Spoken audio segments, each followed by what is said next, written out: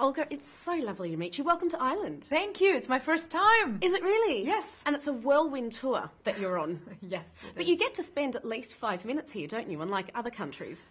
Yeah, something like that. Like very little. The thing is, I'm mostly inside, and I'd love to go for a walk, but probably next time. Yeah. The good thing I live in London, so I'm not very far away. So you can always fly here. Yeah, you can pop on over. Do you know, when I see your schedule, I think two things. First, I think, wow, exhausting. Sounds glamorous, but looks exhausting. And then I want to know, how many outfits do you need to pack? And how many suitcases do you need to bring with you for something like this? Well, if you really want to know. Yeah. Well, the good thing, we have...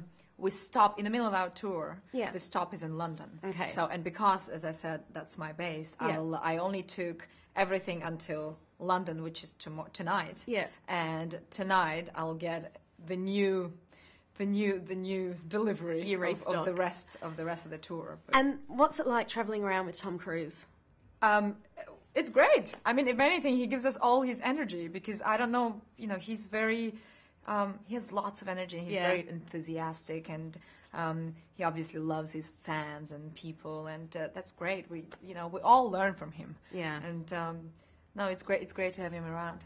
And you've worked with the likes of Tom Cruise, Ben Affleck, Daniel Craig, Morgan Freeman. When you see those names on the set list and you turn up to your first day of work, what's that like? Well, you do feel very little. Really? Yes, of course. Those guys are huge. I mean, they're great. They're big stars. They're wonderful actors. I admire them both. Well, speaking of Tom and Morgan, for example, in this film, I admire them both. And of course, you come there, you kind of feel like this tiny little thing. And but it's great. You feel so lucky. I felt so honored to work with them and to be able to also learn from these people. Yeah, because your story is amazing. It sounds like a Hollywood story. You go off, you get spotted by an agent. Did you feel like you were living a Hollywood story when this was happening to you? Well, Hollywood wasn't the word I probably even knew at that time when that happened to me. But I was a kid and very naive and innocent. I was like 13, I think, 13, 14. And but I did feel, I said to myself, it's a fairy tale. I felt like I was a character from a book. That I thought you can only read about this, but it doesn't happen. And yet it happened to me. And I remember I wrote in my journal because I started my journal around that time. Yeah.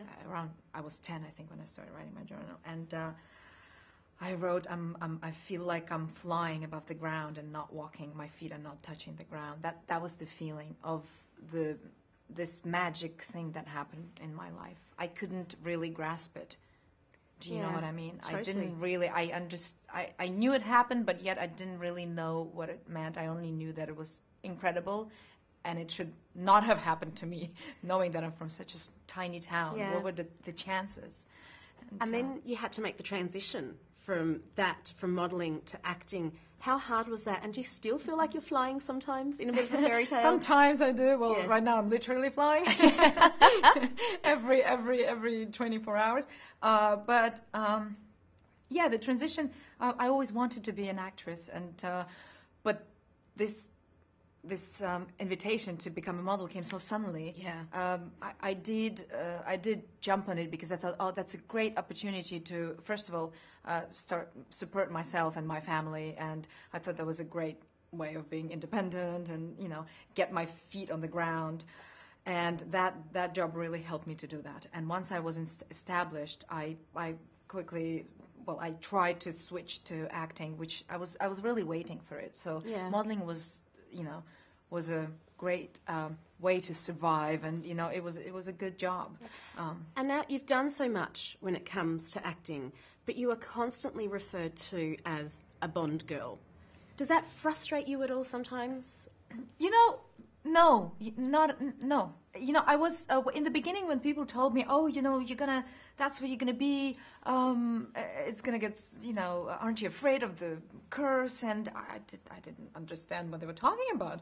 I was totally unaware, and I'm now aware because people talk about it. But the thing is, what I've done since we're so different to the Bond movie, that I'm, you know, I'm very happy. I totally, you know, I've gone away from it, Yeah. but and it doesn't irritate me because the thing is, it was such a great experience. I enjoyed it so much.